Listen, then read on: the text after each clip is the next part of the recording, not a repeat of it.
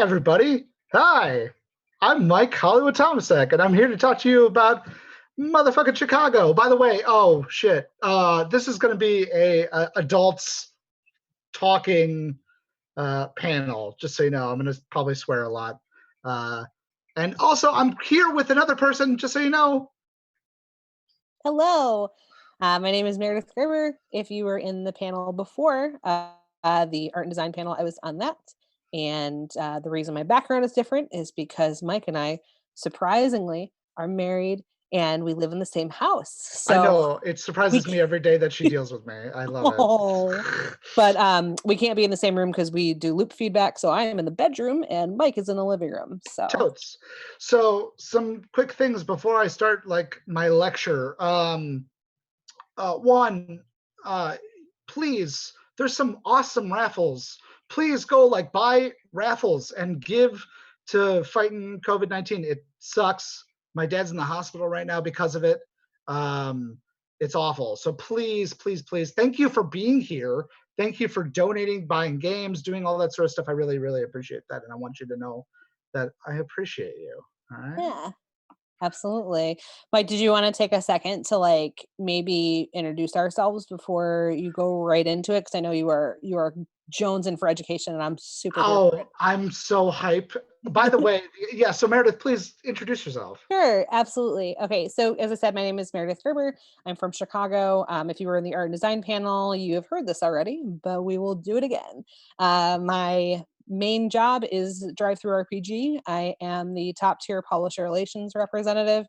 I also am a freelance assistant art director and social media coordinator for Onyx Path Publishing. And I am a social media coordinator for Spread Games as well. And then I do graphic design and photography.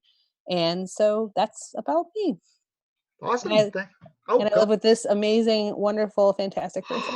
Oh my goodness. And I'm Thank married you. to them. I don't even know how that God. So number two of the housekeeping things. I can't see Twitch right now at all. So, but Meredith can. So if you want to ask questions, which there's going to be a question and answer session. I'm a teacher. I'm a licensed teacher in the state of Illinois. So of course we're going to have question and answer sessions. You can raise your hand on Twitch and say, hey, I have this question about Chicago by Night. How do I make the World of Darkness in my city, et cetera, et cetera, et cetera. So with that said, throw your questions up in Twitch. Mayor's going to get a hold of them, and we're going to kind of do that. Yes. So and a little bit. Sorry. I was going to say, because I'm looking at Twitch, I'm going to be looking down a lot. So it's not that I'm being rude or anything to Mike or anybody. I'm keeping focus and getting those questions in. So if you have questions about Chicago by Night, please, or Chicago in general, Mike and I will talk about the city of Chicago for an entire hour. We don't care. It's tattooed on my hand. Look at that. So yeah, just want to let everybody know. So get them in. All right, cool. So a little bit about myself. I am a freelance writer. I worked for Onyx Path Publishing. I'm right now, I'm working on a Eclipse phase for Posthuman thing. I'm a freelance writer and developer, and I was able to have the honor to write on Chicago by Night specifically for the city chapter. And that's what this panel is all about really today. It's going to be about two things. One, hardcore educational theory. Why would I bring that up? Well, because that kind of helped out me and Mayor and kind of our collaboration, but more so than I wrote, about the city of Chicago, which is super weird. I know, but it worked. Number two, about Chicago by Night in and of itself. So I'm going to give a shout out to all the people that worked on Chicago by Night. You know, Matthew Dawkins as the developer, Dixie Cochran as the editor, all the writers, Eddie Webb, Mr. Burke, Clara, Krista Mazer, who was on her. Like, there's just like a whole list of people. It's just this was lightning in a bottle. It was an incredible book to work on. So I want to thank them and the artists and Mike Cheney for laying it out and all those people because a lot of people don't get shout outs enough. And those people deserve to be shout out that they're awesome. So here's looking at you folks for making an awesome game about Chicago. Cool. So let's begin. Yeah. All right. the first thing that we're going to talk about today is what we're going to talk about, because that's what's good. That's good educational practice. Okay, guys. So the first thing that we're going to talk about is just kind of what me and Mare did when we first started when I was given the project, and then kind of our process. And I couldn't have done this without Meredith, so thank you. Then we're going to kind of go into the extrapolation of how you interweave things into the world of darkness and stuff like that. And then we're going to kind of go into the hype of like your own town, my own town, that kind of stuff, and just kind of go into there. And then we'll open it up to a question and answer session, okay? So kind of starting out, when I was given the contract to write for the city chapter of Chicago by Night, Matthew Dawkins kind of came up to me and said, hey, you're going to set the precedent for all the other by night books in the V5 series. And I was like, oh, that's cool, no pressure. And then I cried. And then I stared at my ceiling a lot because I work best when I'm bored. And then I was like, all right, I'm going to write. But before that, me and Mare actually went on a kind of walkabout. And one of the things that I think is that what people were talking about in Chicago, about Chicago by Night, everyone was like, there better be people that are from Chicago working on this book. And there was a lot of people who were from Chicago working on this book. But the other process was also talking about the city itself. So we went from literally south to north, drove through the city, and figured out places and things that were really, really cool about each thing. So me and Mare would literally drive through and we would talk about, like, oh, on the south side there is something very specific about all of the apartment buildings. The majority of the apartment buildings on the south side of Chicago have these Roman pillars, these faux Roman pillars on the outside of the main door. There was a developer that back in the, I don't know, the early 1900s that did this. I have no idea why, but it was really cool because it would be a great thing for the Brewha, right? So like, that's kind of the process that we went through. We went through the history of the city. We tried to find historical locations. We tried to find just what each part of the city had that was everything about it. Like, there was really, really good about it. Go on Right. there. And I think the thing that's most important is that we didn't go to the touristy spots. And the reason for that is because Chicago is vast, it's huge. We always say that one of the lines, I think, Mike, that you used was that one of our suburbs can fit inside of Cleveland. Just to give you some scope about how big our city is. Our city is 30 minutes north of us, actually, because we're in the suburbs. But we went to a lot of different places that were important to us and important to the city because essentially our mother city is so important to us, and we wanted to shine. Like, yes, the Sears Tower is cool. Yes, like we have Have you cool. been there? You can see the curve of the earth, but I mean, like, meh. Yeah, like Millennium Park is cool, like to go as a tourist, but for us, and it also is kind of a thing towards our friends as well. When we go to visit our friends, they're always like, "Oh, what do you want to do? Like, what tourist things do you want to do?" We're like, "Take us to the places that you would go. We want to know the secret holes in the walls. We want to know the places that you fell in love with." And we do the same for our friends when they come and visit us. Is we want to share that with them. I mean, if they'd like to do the touristy things, that's super cool and no judgment, but it's way more fun when we're able to do it and show the pieces that we grew up with. Sure. And that's one of the reasons why I added what we call the east side of Chicago. Now everybody goes, oh, that's the lake. And that's not really true. I mean, the east side of Chicago actually has been built up over the years, especially due to the fact that we now have like the museum district that is effectively the east side of Chicago. Hegwish and all that sort of stuff is the east side of Chicago. And those are parts of the town that really were affected that nobody really talks about. And that's the part where I was raised in, was the east side and Hegwish and all that sort of stuff. So I wanted to talk about my part of the city. I didn't want to talk about the fucking north side. I mean, the north side's in it and it's great and I love it. But like, the Cubs suck, but that's neither here nor there. So, but like, seriously, like that was, we really tried to dig deep down and say, okay, with the context and this is the second part of this, with the context of the World of Darkness in V5 and what happened in previous editions, what would happen now? And where is it going now? So with that going said, so that was the beginning. With that said, we took that same data and all that kind of stuff that we learned about, and I immediately then said, okay, this is what I know is happening in the World of Darkness about Chicago. How do I make this real? And you can do this in your city too. This is very much a part of the process that you as a storyteller or a player can very easily do in your games. And that's kind of where my process with educational theory kind of came in. There's a person by the name of Yuri Bronfenbrenner. It's a really fun name to say, who made a very specific theory called the ecological systems theory. The ecological systems theory is basically for children, but in how they develop. It's the rings of society and people that how they develop about how they create and become themselves. It's a part of what we call social constructivism, which is a really lame way of saying these are the people around you and they make you, right? Cool. So with that said, we also had to have vampires be affected by the same thing. And so we built the world where we said, okay, from block to block, from neighborhood to neighborhood, from side to city, how does this affect your character and what would affect your character?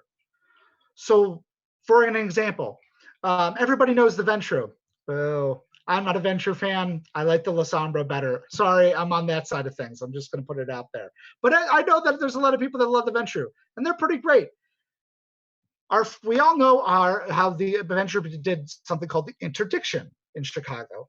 And those of you that don't know about the interdiction, it was where, basically it was how do we screw over Gary, Indiana? Because, nobody likes Gary, Indiana, whatever.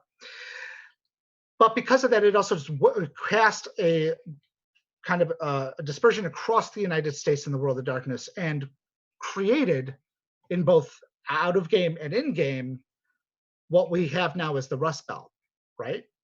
So I then took that idea and placed it into Chicago by Night and said, okay, what was the areas that were worst hit?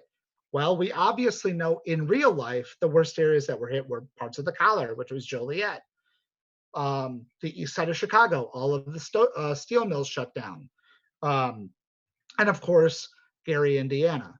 So all of those things were wrapped up together and then provided in a nice little tight little package for you to mess around with in the city chapter. Kind of cool, right? Mary, you got anything on that? This is like your time to shine, Mr. Early Childhood Educator. Okay, that's fine. That's fine. I did want to say one part of your process was with us, your weekly tabletop game.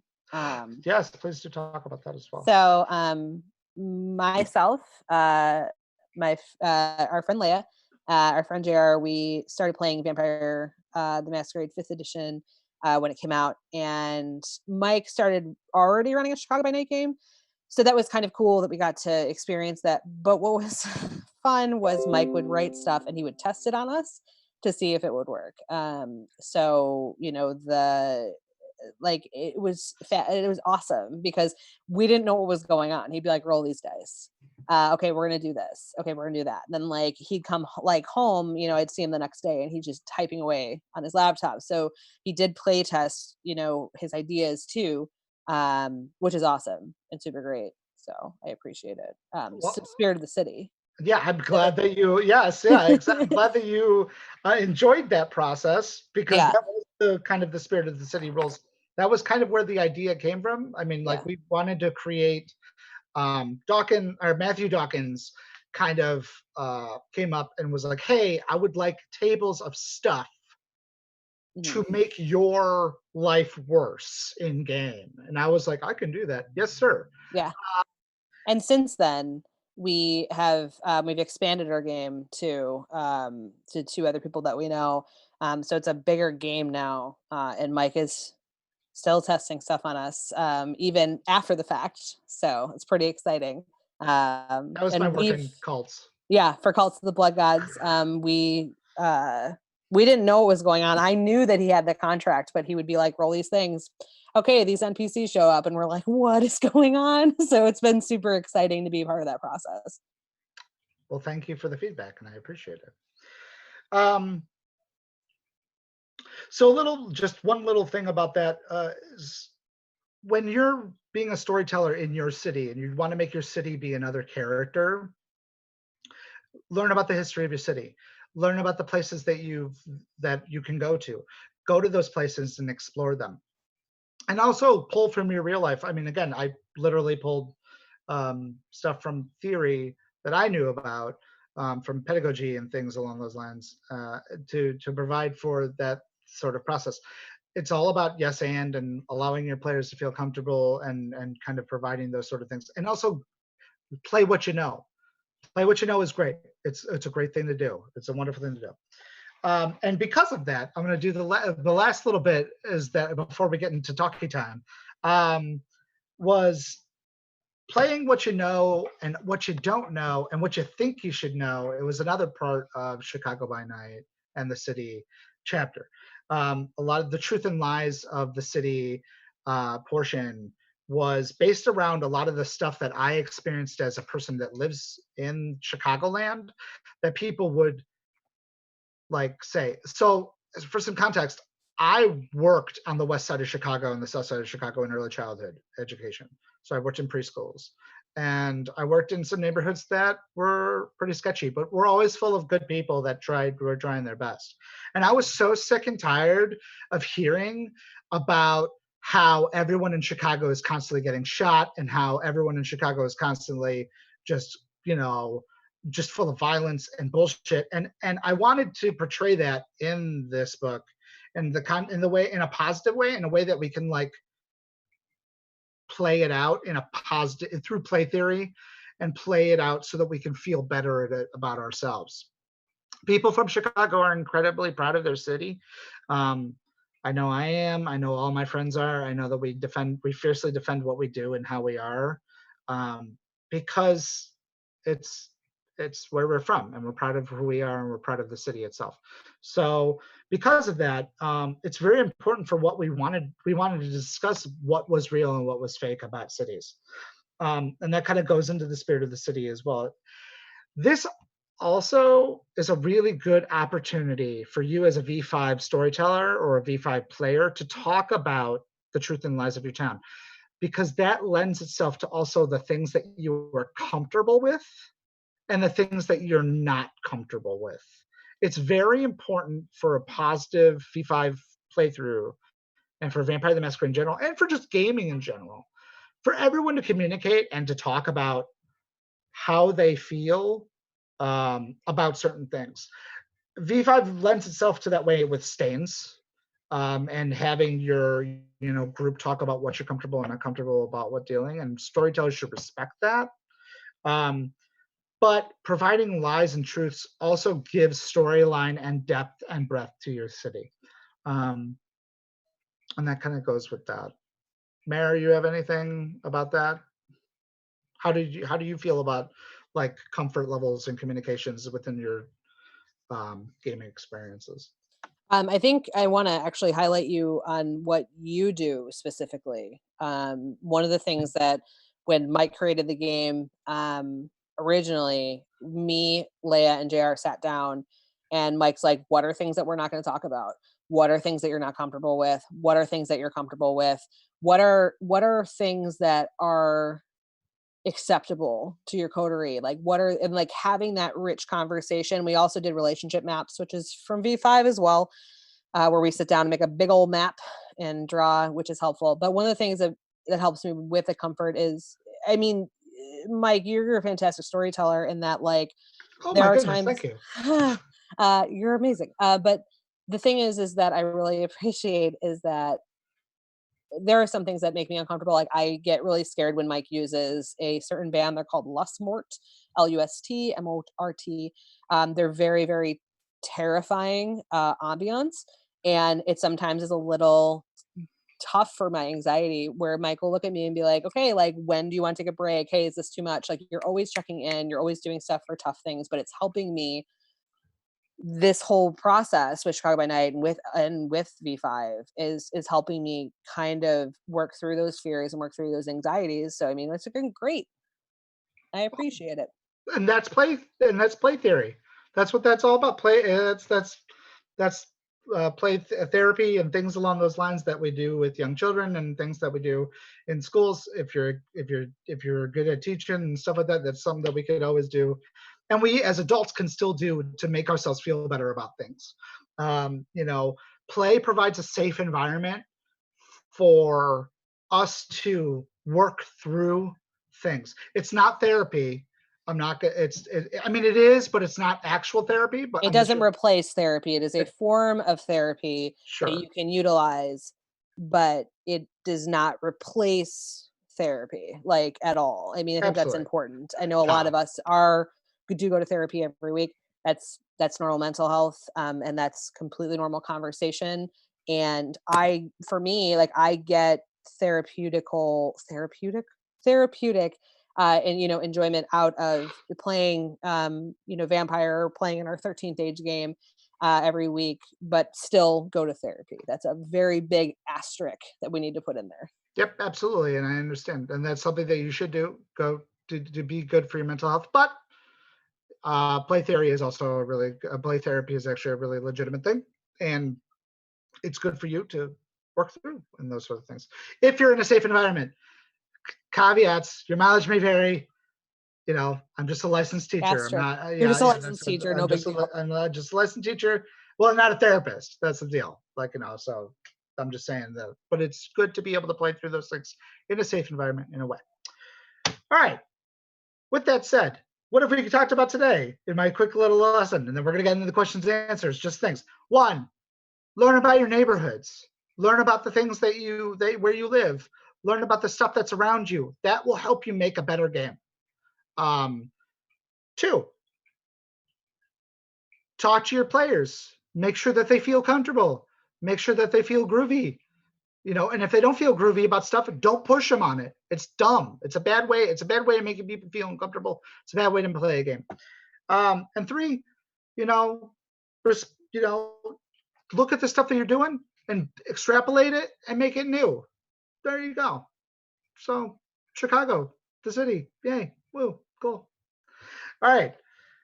With that said, my lesson is now over. I'm done talking. But what are the questions that we have over on the Twitch? On the Twitches. Okay. So the first one is from it's from Leia. What is the best Jardinera pepper company?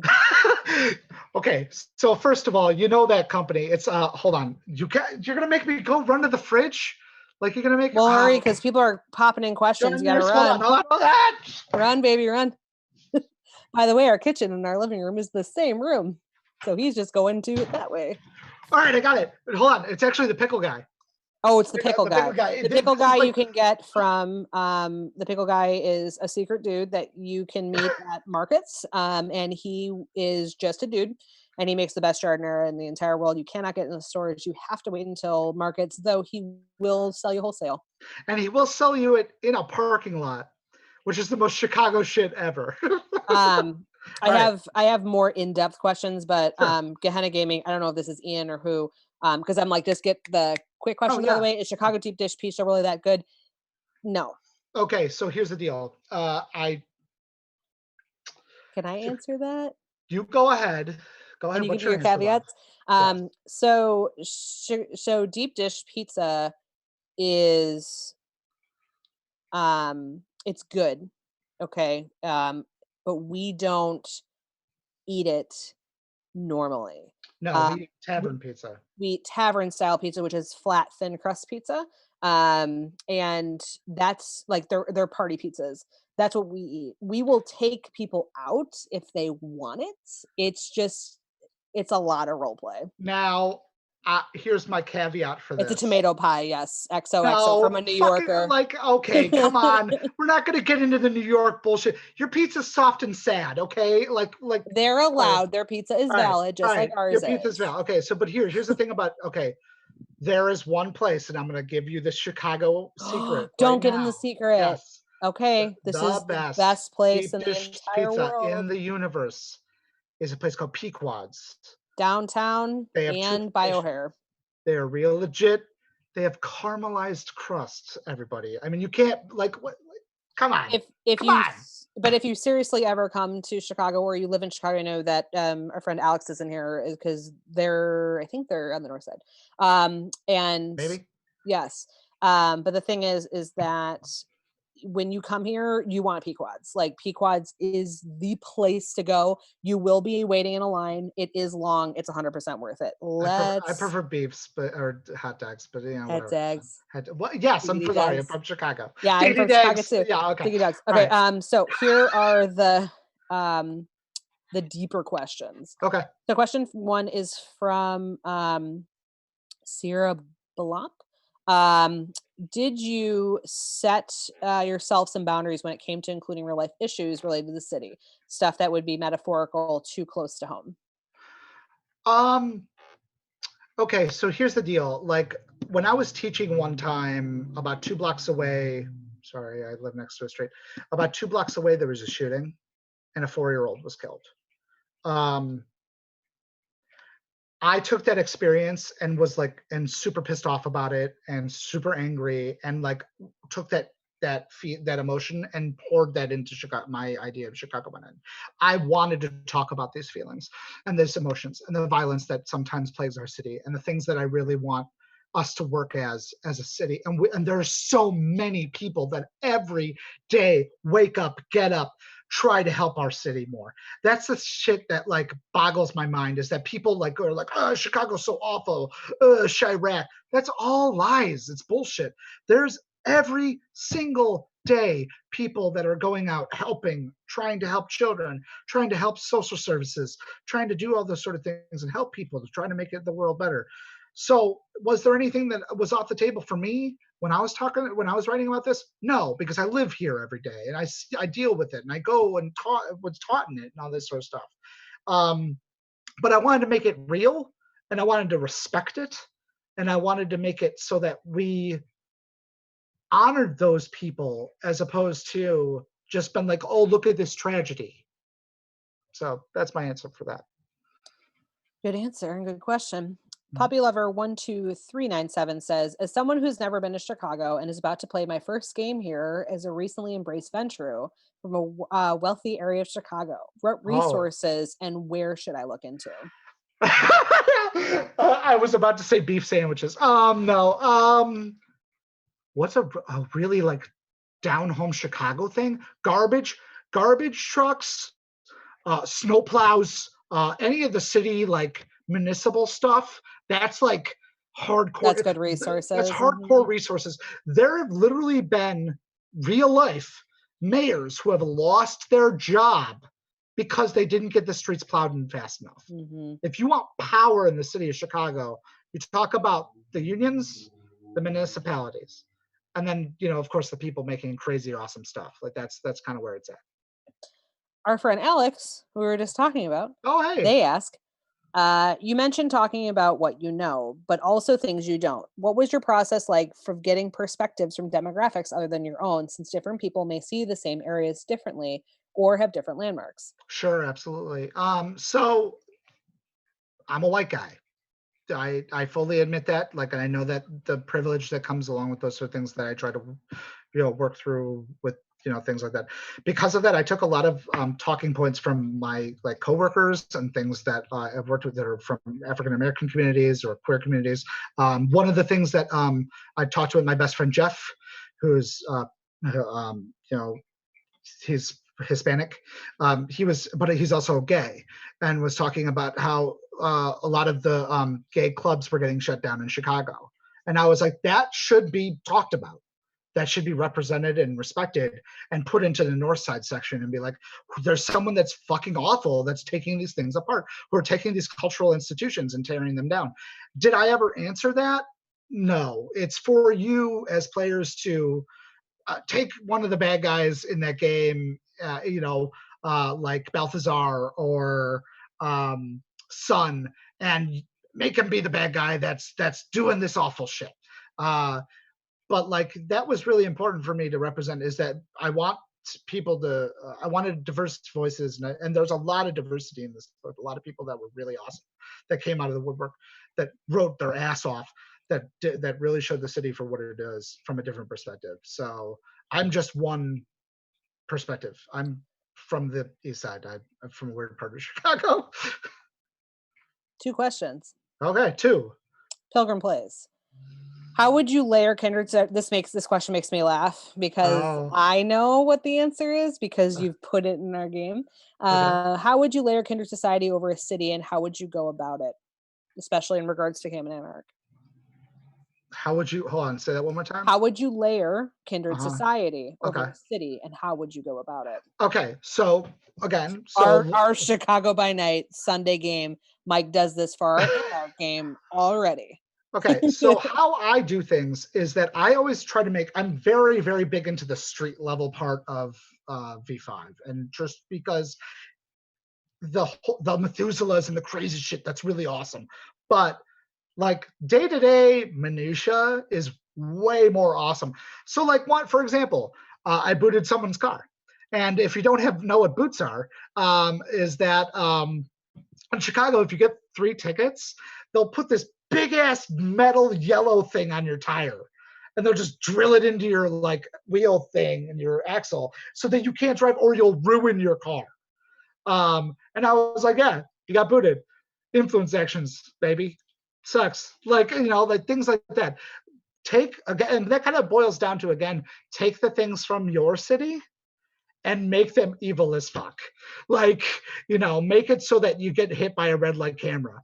We have red light cameras here. Make it get where you get hit by, stuff that just, it just ruins your day as a human being. Yep. Put it into your vampire game. I think that's what's most horrifying is, or frustrating, really. The most biggest challenges that we face in Mike's Anarch game is not the occult. It's not, I mean, yes, they're challenging, but the biggest challenges are the normal everyday stuff.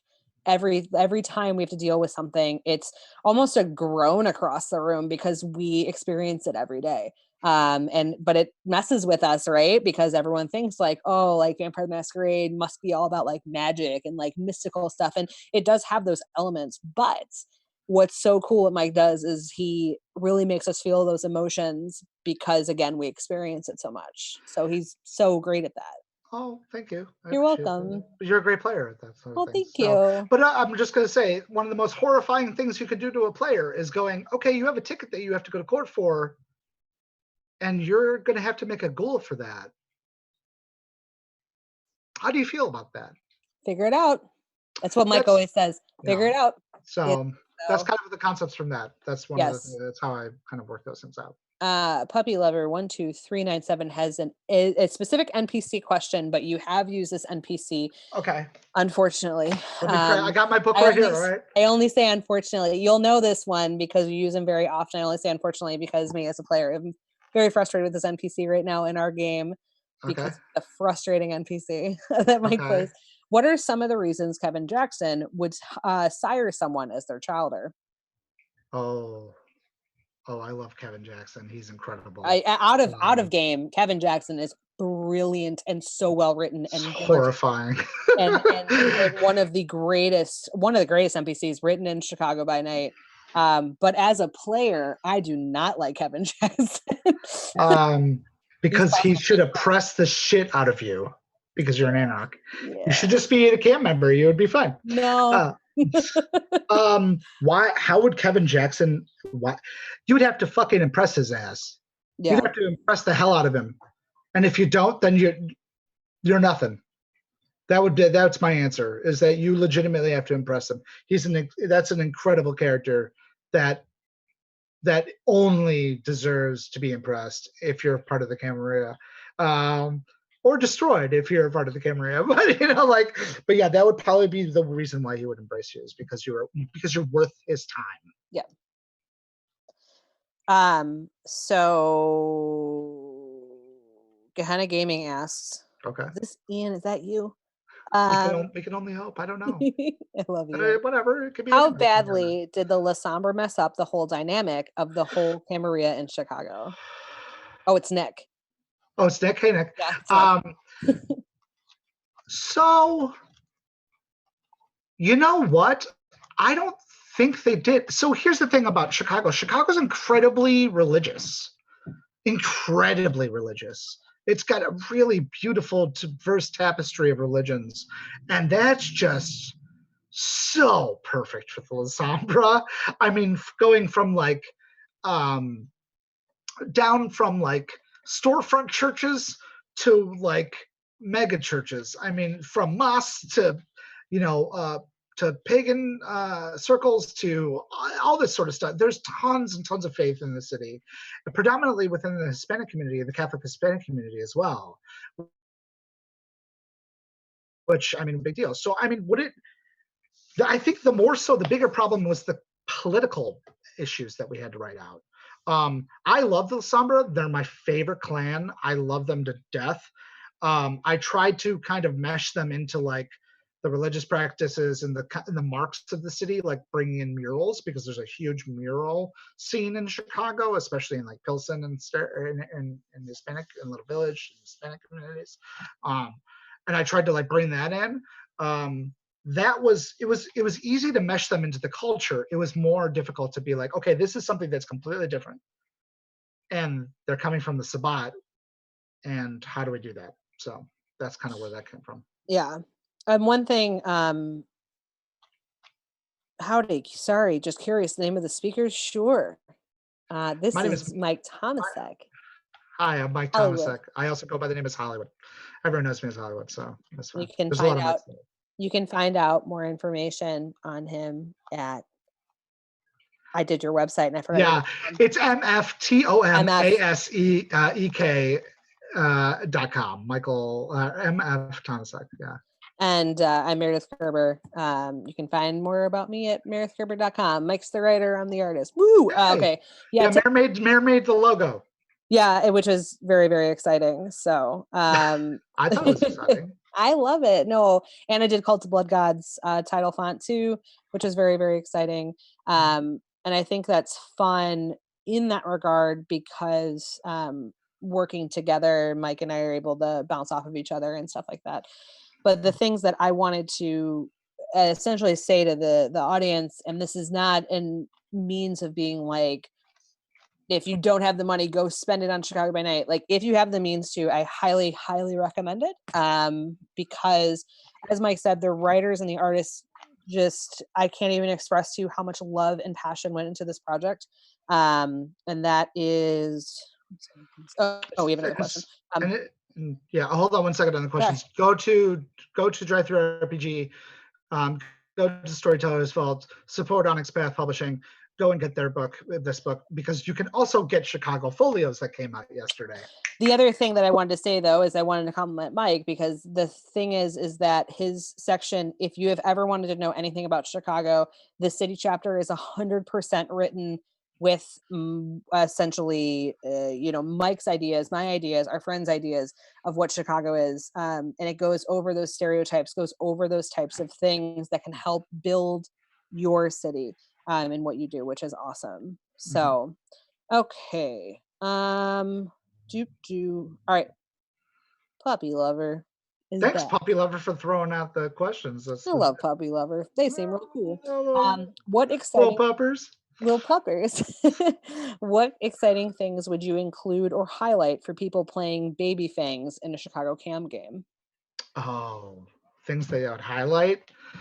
The brutality of the La Sombra, the brutality of the Ventru, Critus School. If you're in the cam, you should bring in Critus and just pound them into the ground with just Camarilla propaganda. Just like there's this culture in Chicago, and it's hard to explain. The best way to describe it is almost, so today there was a friend of mine gave me a picture of a man naked walking around a block in on the north side by Shuba's, and I was like, that describes Chicago in so much of a way. Is that it's like, yes, our city is crazy as shit and awful and brutal and messy and intense and all this stuff, but you better ever never fucking talk shit about it unless you're from here. Yeah. So within the Camarilla, it's very much that kind of say, it's like, yeah, it's fucking awful and it's brutal and it's you just knock down, drag out, murderous, awful. But if anybody says anything about us, we all destroy them. Period. That kind of thing. It's a very strange, weird cultural thing. Okay. Everyone's saying really nice things about Chicago by Night. You guys are great. Okay. Yay. Thank you. There was I only did a part of guys. it. Everybody else did great too. Like I oh yeah, like I said, it's a labor of love. Like thank you guys. Awesome. Thank you guys, gals and non-binary pals. All right. So all right. Platinum Spartan 7 asks. This is kind of a paragraph, so okay. It's a good one. How do you reconcile having an assumedly full functional world in the background with the plot your PCs are experiencing within the world, but know that there are systems in the world that would effectively eventually solve the problem, even if the PCs were not involved? Okay. How do you handle player immersion in those? I don't know why I quoted immersion. Immersion's an actual real word. In those instances where they become inclined towards apathy in regards to the environment around them. Okay, so this is a big thing that I try to do in the city chapter. Actually, this is like verbatim. When you're the city is a character in and of itself, and you as the storyteller can give things to players or hold things behind. It doesn't mean that you have to make a city. You have to make the idea and the vision of a city. And let me explain how you do that. Have newspaper articles, have little things, little rumors here and there, have little stuff going on, have NPCs in the back of your mind be doing stuff right now, have those machinations going on, have players run into things on accident. You could have it where it's completely mundane and like a building burns down and they're like, oh, what is this all about? And it's like, well, excuse me, like, oh, a ghoul might have died in a house fire and it pissed off somebody and something like that. You don't have to micromanage your game and your life within the game and the life of the city, but instead try to just kind of give aversions to things, like, yeah, in my game, it's an anarch pack. They don't really do shit. They kind of fight things and they do their own thing. But the Camarilla is still holding allegiance and they're still politicking and all that sort of stuff. And those politics are trades of land and trades of ghouls and trades of blood and stuff like that. It's whether or not they want to get involved. No plot holds up to first contact. It's all about yes and letting your players kind of run through and causing the pain of going through that plot line, right? You don't have to like put everything down. And I hope that answered your question. Awesome. We got about 5 more minutes. About 5 more minutes. So let me see. Alex, what's our friend Alex? They're super great. What's the process of including a real location or business in a book in terms of getting it added? So Steve's Bar is a real place, and I have spent most of my life in or around it for family gatherings. I just put them in there. It's free marketing for them. I made it so that it was happy and nice and kind of a cool thing. Yeah. The neo-futurists. Too much light makes the baby go blind. Well, it's not too much light makes the baby. Now it's the Infinite Wrench. It's the Infinite Wrench. The Infinite Wrench now. Which I made a plot line is the Infinite Wrench's change of name because some evil dastardly elder was trying to destroy the longest running play in the city of Chicago. That's another secret as a quick side note. We were talking in the chat, Infinite Wrench is so good. Yes, it is. One of the things is when we were talking about where we'll take you, Infinite Wrench is one of them. So if you're in Chicago or you're visiting, Neo Futurist is fantastic. Steve's Bar is just a shithole bar on the east Steve's side. Bar is a shithole bar. It's great. It's got a dance hall. Yeah. It's got great sausage. Like, I don't know what else to tell you. I think all the locations are real except Red Number 5, right? Red Number 5 isn't a real place. Yep. Blue Velvet isn't a real place. No. Obviously, the Succubus Club is not a real place. Ooh, I know this answer already, but I'll ask it anyway. Pilgrim Plays says, Mike, what city would you love to do as a Cities by Night book? Oh. I know this answer. You do? Yeah. I'm not going to tell you. You're going to say it. I want to know what you know. know. No, you say it. You say it first. No, I'll tell you. You say it. You say it. What would I like as a by night book? Like if Matthew Dawkins came to you today and said, Mike, I want you to write on blank city by night, what would be the one that you would be the most excited about, obviously next to Chicago? Oh, if it had any of the Sabat in it, it would be that one. I would love New Orleans. Oh, NOLA. It's our second home. I would love NOLA. I would love Atlanta. Nick from Gehenna Gaming says, please say it's Philadelphia, which Mike Philly and I is do awesome. love. Philly is a badass city. One of our favorite cities. Yeah, like that's a real badass, like grimy kind of like awesome city. So I'd be down for writing on that too. Like really, I mean, like, I like writing. I like telling people stories. So if people like, if any kind of city would be awesome, I would talk to people from there. Try to get it done. Yep. What was the one that you thought I was going to do, Mayor? Oh, I was going to say New Orleans. It's okay, cool. Yeah, all right, cool. It's one of our favorite cities in the world. 2-minute warning. Thank you, Nick. Yes. All right, so let's wrap it up. Thank you so much, everybody, for joining us. We really appreciate it. Please, if you're watching the streams and you're able to, please make a donation today. It's for such a good fund and such a good reason. And down below is how much money has been made so far. I haven't been able to check it because I've been on 2 panels back to back. But please, if you can, it'd be super awesome. And if you can't, definitely share this out to your social media if you can, to get more people to come hang out with us. It'd be super awesome. And yeah, thank you so much for hanging out with us. Absolutely. Like I said, my name is Meredith Gerber, and I'll go through the list again. If you want to hang out with me on Twitter, I post about mine and Mike's cats a lot. I post about one of my three Banjo Noctis. And yes, that is a Final Fantasy reference. I post about cats a lot. I post about a lot of food Mike makes because he's an incredible chef. And then I post about one of my 3 jobs. Thank you. I'm not really. You're welcome. But if you want to see my photography, my artwork, you can check out meredithgerber.com. And then in terms of art direction, my current project is Scion Companion. I have art directed and we're getting the final art pieces in. And I'm so very, very excited to share those with you. And I'll be doing so on Twitter. Awesome. Thank you, Mayor. My name is Mike Tomasek. I also go by the name Hollywood. If you want to follow or not follow me, I don't have Twitter. I don't even have a Facebook page. Well, I have a Facebook, but not. You have a website. For you. Not a Facebook for you. No Facebook for you.